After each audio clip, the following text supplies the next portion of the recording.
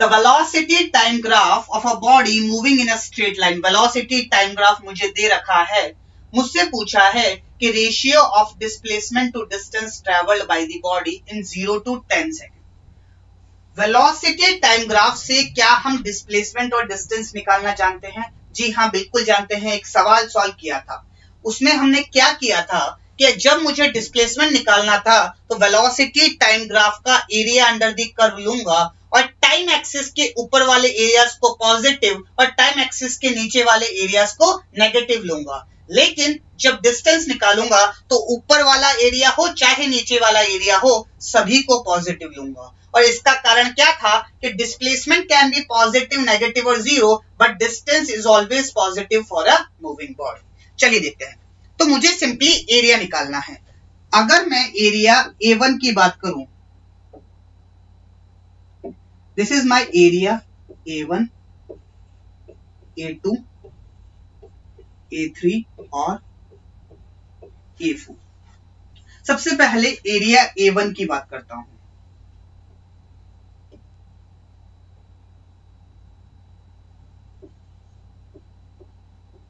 A1 एक rectangle है, एक साइड है 2 और एक साइड है 8, सो A1 will be 2 into 8 which is equals to 60।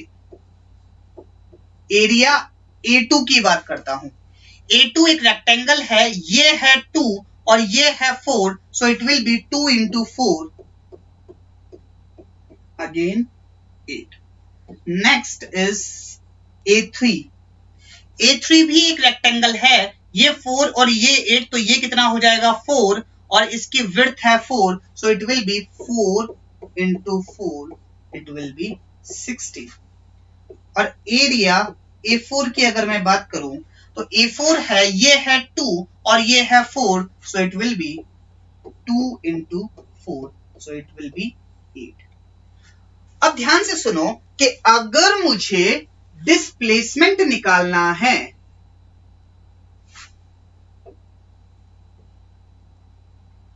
अगर मुझे, चलो नेक्स्ट पेज पे आते हैं, डिस्प्लेसमेंट निकालना है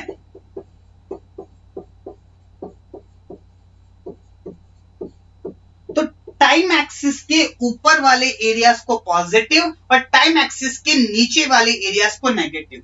तो क्या होगा, A1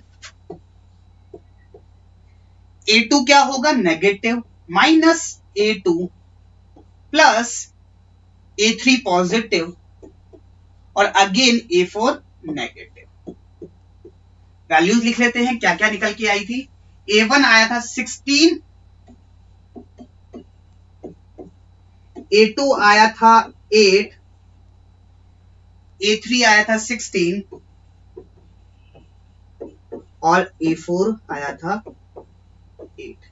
चलिए वैल्यूज पुट करते हैं। A1 है 16 माइनस A2 8 प्लस A3 है 16 माइनस A4 है 8। 16 plus 16 is 32, 32 minus 8 is 24 and 24 minus 8 is 16। तो जो डिस्प्लेसमेंट निकल के आएगा वो आएगा 16 मीटर।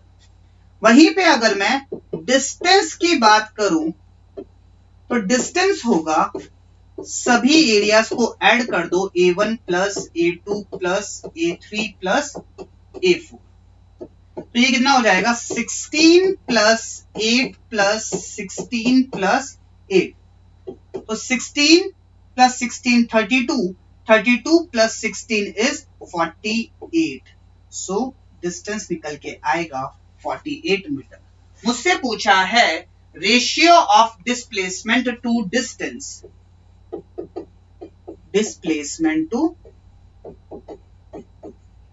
डिस्टेंस। डिस्प्लेसमेंट निकल के आया 16, डिस्टेंस निकल के आया 48, 1 जा 3 जा, so the ratio is 1:3। so the correct answer will be option number 4, which is 1:3। I hope this question is clear to you। ऐसा सवाल हमने YouTube लेक्चर्स में भी देखा है, तो अगर आपको ये क्लैरिटी नहीं है तो जाइए उन लेक्चर्स को जाकर देखिए।